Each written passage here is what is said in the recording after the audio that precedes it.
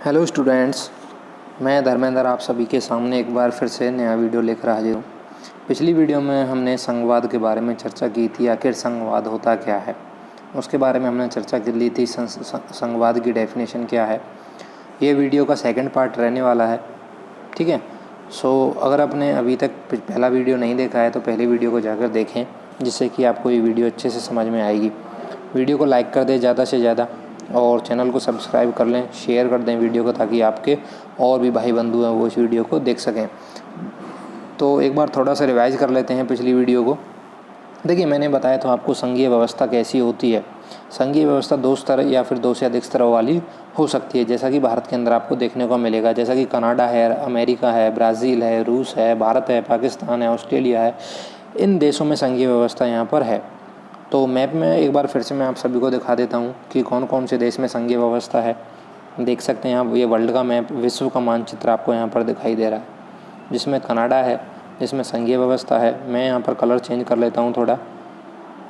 देखिए, ये जो देश है कनाडा, ये संघीय व्यवस्था वाला है। ऊपर आप यहाँ पर कनाडा आपने देखा, और नीचे संयुक्त राज्य अमेरिका यूएसए आपने देखा, इसमें संघीय व्यवस्था है। तीसरा ब्राज़ील, यहाँ पर भी संघीय व्यवस्था है। दक्षिण अफ्रीका को अगर आप देखें, यहाँ पर भी संघीय व्यवस्था है। स्विट्ज़रलैंड है, यहाँ पर भी संघीय व्यवस्था है। रूस में भी संघीय व्यवस्था है। ऑस्ट्रेलिया के अंदर भी संघीय व्यवस्था है। और अगर हम भारत की बात करें, अपने भारत की अगर हम भारत की बात करें, आप सभी को यहाँ पर ये रेड कलर के अंदर एक बॉक्स में दिखाई दे रहा होगा, ये भारत आपको यहाँ पर दिखाई दे रहा होगा। ये भारत के अंदर क्या है? संघीय व्यवस्था। भारत क्या है? भारत है राज्यों का संघ। भारत में राज्यों को मिलाकर एक संघ बनाया गया है, जिसमें दो प्रकार की सरकारें होती हैं, एक केंद्र सरकार और दूसरी राज्य सरकार, ठीक है। इनके बारे में हम चर्चा कर चुके थे कि संघीय ढांचे में दो या दो से अधिक स्तरों वाली सरकारें होती हैं। भारत में तीन तरह की सरकारें हैं, मैं दो तरीके की आपको बता चुका हूँ। तीसरे स्तर की सरकार में मैं आपको इस वीडियो में आगे बताने वाला हूँ। तो दो स्तर की सरकारें कौन सी होगी? एक तो होगी राज्य सरकारें हमारी, और एक होगी केंद्र की सरकारें। अब देखिए, यहाँ पर थोड़ा देख लेते हैं कि जैसा भारत के अंदर 28 राज्य आपको देखने को मिलते हैं। भारत के अंदर 28 राज्य हैं, तो 28 राज्यों के अपने अपने मुख्यमंत्री होते हैं। 28 राज्यों में देश को बांटा हुआ है। तो इन 28 राज्यों की अपनी सरकारें होती हैं। एक स्तर की सरकारें ये हो गई। एक सरकार होती है इन 28 राज्यों के ऊपर, यानी कि पूरे देश की सरकार। ये जो पूरे देश की सरकार की हम बात कर रहे हैं, ये एक सरकार होती है, जिसे बोलते हैं हम केंद्र सरकार, ठीक है। इसे हम बोलते हैं केंद्र सरकार। दो सरकारें हो गई, एक केंद्र सरकार जो पूरे देश की हो गई, एक केवल अपने राज्य की हो गई। मान लीजिए जैसे हरियाणा राज्य, पंजाब राज्य, तो एक प्रकार की सरकार ये हो गई, जिसे बोलते हैं हम राज्य सरकार या फिर प्रांतीय सरकार, क्षेत्रीय सरकार, ठीक है। तो इसके बारे में हमने यहाँ पर चर्चा कर ली। आगे वीडियो में देखते हैं कि भारत में संघीय व्यवस्था कैसी है, ठीक है। देखिए, भारत में संघीय व्यवस्था ये रहा। यहाँ पर भारत में संघीय व्यवस्था। देखिए, भारत में कई जाति हैं, धर्म हैं, बहुत से लोग यहाँ पर रहते हैं। और भारत की अगर हम आकार की बात करें, भारत इतना विशाल देश है कि भारत में संघीय व्यवस्था को हमने अपनाया हुआ है, जिसमें मैंने आपको बताया कि 28 राज्य हैं। यहाँ पर सोचिए कि शासन व्यवस्था को चलाने में आपको कितनी समस्याओं का समाधान करना पड़ेगा, ठीक है। तो यहाँ पर हमने देखा कि संघीय व्यवस्था में जो है दो या दो से अधिक स्तर वाली सरकारें होती हैं। और जैसा कि भारत, मैंने आपको बताया कि इतना विशाल देश है, जिसमें 28 राज्य यहाँ पर हैं और 9 केंद्र शासित प्रदेश हैं इसमें, ठीक है। अब भारतीय संविधान ने मौलिक रूप से दो स्तरीय शासन व्यवस्था का प्रावधान किया है, जिसमें संघ सरकार है, ठीक है, जिसे हम केंद्र सरकार कहते हैं, और राज्य सरकार। केंद्र सरकार जो होती है वो पूरे भारत जो संघ है, राज्यों को मिलाकर जो संघ बनाया गया है, उसका प्रतिनिधित्व करता है, ठीक है। और भारत में देखिए, मैंने दो स्तर की सरकार आपको बता दिया, एक केंद्र सरकार, एक राज्य सरकार। और तीसरी स्तर की जो सरकारें हैं वो है पंचायतें और नगर पालिका के रूप में, ठीक है। ये तीसरा स्तर यहाँ पर भी जोड़ दिया गया था। कब जोड़ दिया गया था? 1992 के अंदर ये जोड़ दिया गया था। अगर पंचायत की अगर बात करें तो हम 73वां संविधान संशोधन किया गया था संविधान में हमारे में, 1992 के अंदर, और एक 74वां संविधान संशोधन किया गया था 1992 के अंदर ही, जिसमें जो नगर पालिकाएँ हैं उनको स्थानीय यानी कि क्षेत्रीय जो शासन व्यवस्था है उसमें शामिल किया गया था, जो संघीय व्यवस्था उसमें इन्हें जोड़ा गया था। ठीक है, तो यहाँ पर हमने इन्हों को देख लिया कि 3 स्तर की सरकारें होगी, एक राज्य सरकार की होगी और एक होगी केंद्र सरकार, और तीसरी होगी पंचायतें और नगर पालिका के रूप में तीसरा स्तर भी जोड़ा गया था। अब जो ये तीनों क्षेत्र हैं, तीनों जो स्तर हैं सरकार के, इन सभी के अपने अपने क्षेत्र हैं, अपने अपने कार्य करने के क्षेत्र हैं, जिसमें ये स्वतंत्रता पूर्वक यहाँ पर अपने कार्य करते रहते हैं। अब भारतीय संविधान में स्पष्ट रूप से केंद्र सरकार और राज्य सरकार के बीच जो विधायिकी अधिकार हैं उन्हें 3 हिस्सों में बांटा हुआ है। जैसा देखिए, केंद्र और राज्य के जो अधिकार हैं जो संविधान में हैं कि कौन से कार्य राज्य सरकार को सौंपे जाएंगे, कौन से कार्य केंद्र सरकार को सौंपे जाएंगे, इनकी व्यवस्था भारतीय संविधान में की गई है। भारतीय संविधान में आप सभी को पता है कि 12 अनुसूचियाँ हैं।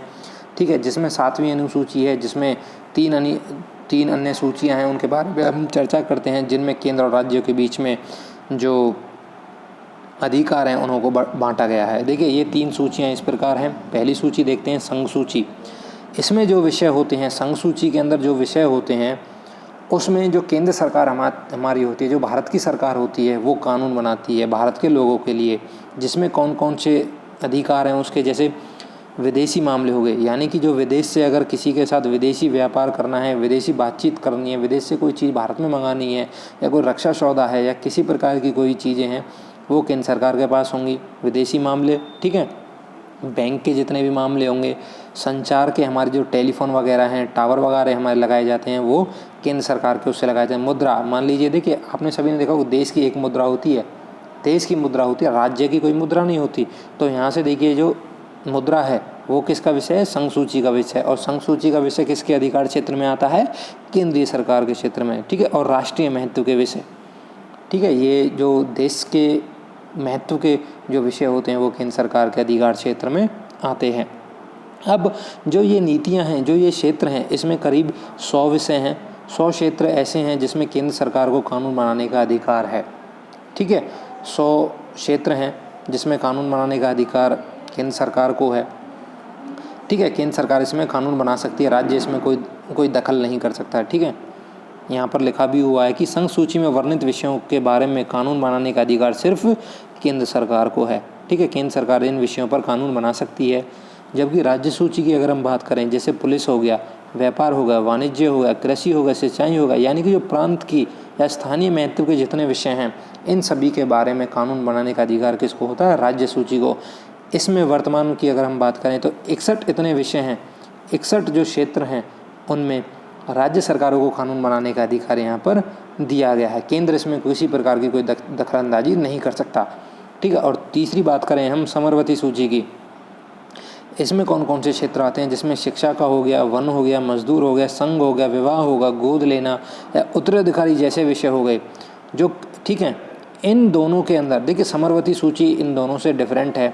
अगर मैं आपसे कह दूं कि इन दोनों को मिलाकर ही समवर्ती सूची बनाया गया। देखिए समवर्ती सूची क्या है, इस विषय के अंदर जो ये आपको विषय दे रखे हैं, शिक्षा का, वन का, मजदूर का, संघ का, विवाह का, इन क्षेत्र में कानून बनाने का अधिकार जो है वो केंद्र सरकार को भी है और राज्य सरकार को भी है।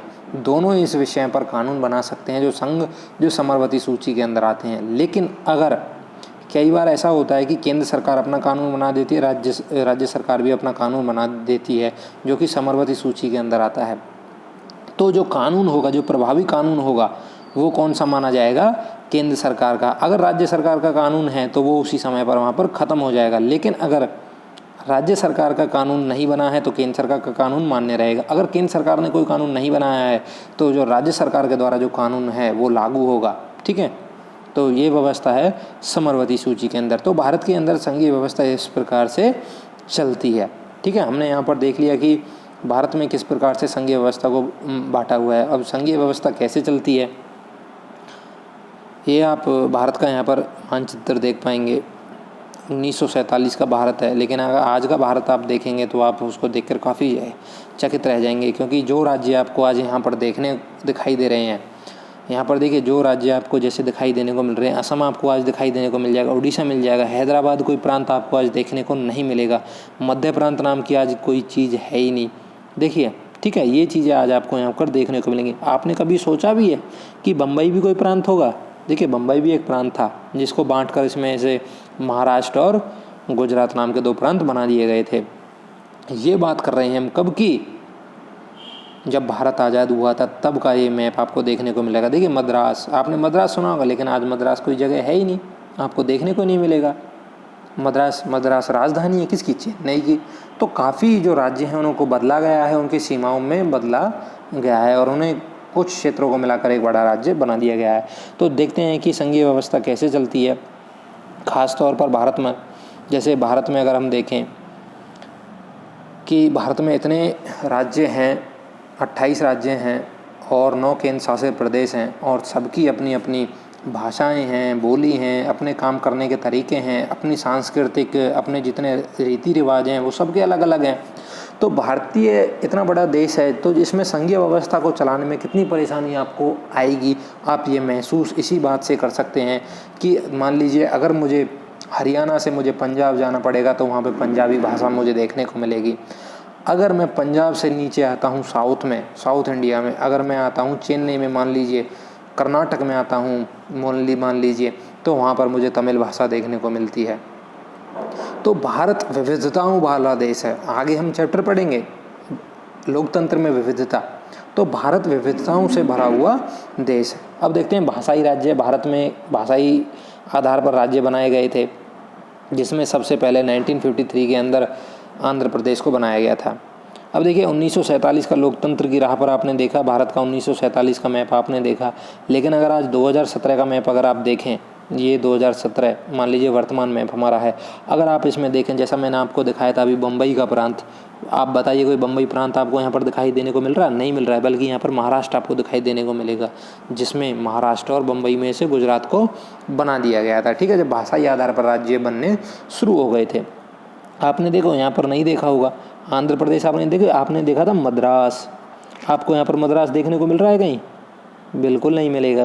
मद्रास आज की डेट में राजधानी बन चुका है। हैदराबाद आपने उस समय यहाँ पर एक प्रांत देखा था, लेकिन हैदराबाद आज एक राजधानी है तेलंगाना की। ठीक है, तो इस प्रकार से काफ़ी चेंजमेंट आपको देखने को मिलेंगे यहाँ पर। सो इन्हीं के बारे में अब हम यहाँ पर चर्चा करते हैं। ठीक है, काफ़ी लंबा वीडियो हो जाएगा। सो इतने में आप सभी क्या कहते हैं वीडियो को शेयर कर दें अपने सभी लोगों के पास। ठीक है, तो 2017 का मैप मैंने आपको दिखाया और 1947 का मैप मैंने आपको भी यहाँ पर दिखाया। आपने देखा होगा कि अनेक जो पुराने प्रांत थे वो गायब हो गए और कई नए प्रांत बन के आ गए। कई प्रांतों की सीमाएं, क्षेत्र और उनके नाम क्या कहते हैं बदल दिए गए। अब देखिए मैं आपको बता दूं कि जो एक कानून होता है, जो क्षेत्र बनाने का अधिकार होता है, ये केंद्र सरकार के पास होता है नया राज्य बनाने का या फिर पुराने राज्यों को तोड़ने का। अब नया राज्य बनाने के लिए 1950 के दशक से ही भारत के कई पुराने राज्यों की सीमाएं बदली गई। कई राज्यों बनाए जाने लगे। बहुत सी मांगे भी उठने लगी कि भारत में इतनी सांस्कृतिक, भाषाई, भूगोल, जातीय बनावट के आधार पर इतनी भिन्नता है कि भारत कहीं टूट ना जाए। तो इसीलिए आवाज़ें उठने लगी कि भाषा के आधार पर राज्यों को बनाया जाना लगा, जिसमें फजल अली आयोग भी बनाया गया था और 1956 में यह प्रस्ताव पारित हो गया था, राज्य पुनर्गठन आयोग। और 1953 के अंदर मैंने आपको बताया कि सबसे पहला भाषाई राज्य यहाँ पर बनाया गया था, आंध्र प्रदेश की अगर हम बात करें। ठीक है, तो यहाँ पर मैंने आपको ये सब चीज़ें यहाँ पर बता दी। भाषा नीति की अगर हम बात करें, जैसा कि भाषा नीति भारत के अंदर है कि भारत में विभिन्न प्रकार की भाषाएं बोली जाती हैं। अनुसूची के बारे में मैंने अभी बताया था, भारत में 12 अनुसूची हैं, जिसमें से 7वीं अनुसूची के बारे में अभी हमने देखा था कि 7वीं अनुसूची में 3 अन्य सूचियाँ हैं, संघ सूची, राज्य सूची और समवर्ती सूची के बारे में अभी हमने चर्चा कर ली थी, जिसमें केंद्र और राज्यों के बीच में संबंधों के बारे में बताया गया है। अब हम जो 12वीं अनुसूची है, इनमें से एक अनुसूची को बाहर निकालते हैं, 8वीं अनुसूची, जिसमें भाषाओं के बारे में वर्णन किया गया है। 8वीं अनुसूची के अंदर 22 भाषाओं के बारे में उल्लेख है भारतीय संविधान के अंदर, जिसमें एक हिंदी है और हिंदी के साथ अन्य जो क्षेत्रीय भाषाएं वो भी हैं यहाँ पर हैं। अब जो लोगों के सामने समस्या आई थी कि भारत में इतनी प्रकार की भाषाएं बोली जाती हैं, किस प्रकार की व्यवस्था की जाएगी। आपने अगर श्रीलंका के सत्ता के साझेदारी चैप्टर में आपने अगर श्रीलंका को पढ़ा है, श्रीलंका में देखिए तमिल बोली जाती थी, तमिल भाषा बोली जाती थी, सिंगली भाषा बोली जाती थी, लेकिन वहाँ की सरकार ने सिंगली भाषा को ही ज़बरदस्ती लोगों पर थोप दिया। लेकिन भारत ने ऐसा नहीं किया। अपनी जो सांस्कृतिक भिन्नताएँ थी उन सभी का उन्होंने काफ़ी ख्याल रखा। देखिए अब जो भारत है, भारत में कोई भी राष्ट्रभाषा का दर्जा नहीं है। देखिए भारत में हमारे संविधान में किसी एक भाषा को राष्ट्रभाषा का दर्जा नहीं दिया गया है। आपने कई देश देखे होंगे कि उन्होंने सबकी अपनी अपनी राष्ट्रभाषा है, लेकिन भारत ने किसी भी भाषा को अपनी राष्ट्रभाषा घोषित नहीं किया गया। ठीक है, हिंदी को राजभाषा माना गया है। हिंदी क्या है? केवल राजभाषा है। पर हिंदी सिर्फ कितने 40% लगभग भारतीयों की मातृभाषा है। इसलिए अन्य भाषाओं के संरक्षण के लिए अन्य दूसरे उपाय किए गए हैं। संविधान में हिंदी के अलावा 21 भाषाओं को अनुसूचित भाषा का दर्जा दिया गया है। कि भाषा, हमारे संविधान में कितनी भाषाओं को शामिल किया गया है? 22 भाषाओं को शामिल किया गया है, जिनमें हिंदी के अलावा अन्य 21 भाषाएं भी शामिल हैं। अब आप ये सोच रहे होंगे कि इतनी भाषाएं हैं, मान लीजिए अगर मेरे को हिंदी नहीं आती, मैं तमिल बोलता हूँ, तो मान लीजिए मेरा एग्ज़ाम होगा तो वो कौन सी भाषा में होगा? देखिए जितनी भी भाषाएं हमारे संविधान में हैं, 22 भाषाएं हमारे में हैं, आप अगर इनमें से किसी भी भाषा को जानते हैं, बोलते हैं या फिर पसंद करते हैं, आप किसी भी भाषा में अपना जो एग्ज़ाम है वो कर सकते हैं। ठीक है, इसमें किसी भी प्रकार की आपको समस्या देखने को नहीं मिलेगी। ठीक है, तो इस प्रकार से भारत में ये व्यवस्थाएँ हैं भाषा को लेकर। और ठीक है, इतना ही आपके लिए यहाँ पर इम्पोर्टेंट रहेगा। ठीक है, तो इतना ही आपके लिए यहाँ पर इम्पोर्टेंट है, मैंने आपको बता दिया है। और दूसरी तरफ देखिए केंद्र राज्य संबंध, जो तीसरे स्तर की सरकार के बारे में अगर हम बात कर रहे थे, मैं आपको यहाँ पर तीसरे स्तर की सरकार के बारे में बताऊँगा और केंद्र राज्य के संबंध के बारे में। देखिए केंद्र राज्य के संबंध के बारे में मैंने आपको बताया कि 7वीं अनुसूची के बारे में, इन सभी के बारे में काफ़ी इनके के जो अधिकार हैं वो वहाँ पे स्पष्ट रूप से बताया गया उनके बारे में। लेकिन केंद्र राज्यों के बीच में काफ़ी झगड़े आपको देखने को मिलेंगे कि केंद्र और राज्यों के बीच में काफ़ी झगड़े देखने को मिलते हैं। संघीय व्यवस्था में ऐसा देखिए कई बार हो भी सकता है। ठीक है, इन दोनों के बीच में, केंद्र और राज्यों के बीच में अधिक समय में क्या कहते हैं झगड़ा भी उत्पन्न हो सकता है। कई बार ऐसा होता है जो संघ होता है वो जो क्षेत्रीय सरकार होती हैं उनको बर्खास्त कर देता है। लेकिन 1990 के दशक के बाद एक ऐसा समय आया था जब जो क्षेत्रीय इलाके थे, जो क्षेत्रीय जो राज्य थे, उनमें जो क्षेत्रीय दल थे उनका उदय हुआ, वो वहाँ पर जीत के आने लगे। और जब केंद्र में सरकार बनाने की ज़रूरत उन्हें पड़ती थी तो उन्हें क्षेत्रीय दलों का सहारा लेना पड़ता था और फिर गठबंधन की सरकार की शुरुआत यहाँ से होती है। ठीक है, अब देखिए गठबंधन क्या होता है मैं आपको बता देता हूँ कि मान लीजिए जैसे भारतीय लोकसभा की कुल संख्या 543 है, जिसमें से 2 ओंगल भारतीय हैं। अब 543 भारतीय यहाँ पर चुने जाते हैं। मान लीजिए आपको अगर मेजॉरिटी सरकार बनाने के लिए आपको 272 लोगों की ज़रूरत पड़ेगी। मान लीजिए एक पार्टी के पास 272 लोग नहीं हैं तो वो सरकार नहीं बना पाएगी। लेकिन बहुत से दल क्या करते हैं, दूसरे दल को अपने साथ ले आते हैं, तो उनके साथ मिलकर वो 272 का जो आंकड़ा होता है इसको पार कर लेते हैं। और जब 2 या 2 से अधिक दल आपस में मिलकर साथ आते हैं, उस सरकार को गठबंधन सरकार हम यहाँ पर कहते हैं। ठीक है, सो ये प्रकार की गठबंधन सरकार थी। इससे पहले क्या कहते हैं काफ़ी भारत में जो स्थिति थी वो केवल एक प्रकार की सरकार ही थी। लेकिन बाद में जब क्षेत्रीय दलों का उदय हुआ तो गठबंधन सरकारें बनने लगी और जो केंद्र और राज्य के बीच में जो पहले टकराट होती थी, जो टकराव होता था, वो अब यहाँ पर ख़त्म होना शुरू हो गया था। क्योंकि जो क्षेत्रीय सरकार थी इनकी सहायता भी अब किसे ज़रूरत थी इनकी सहायता की, जो केंद्र में सरकार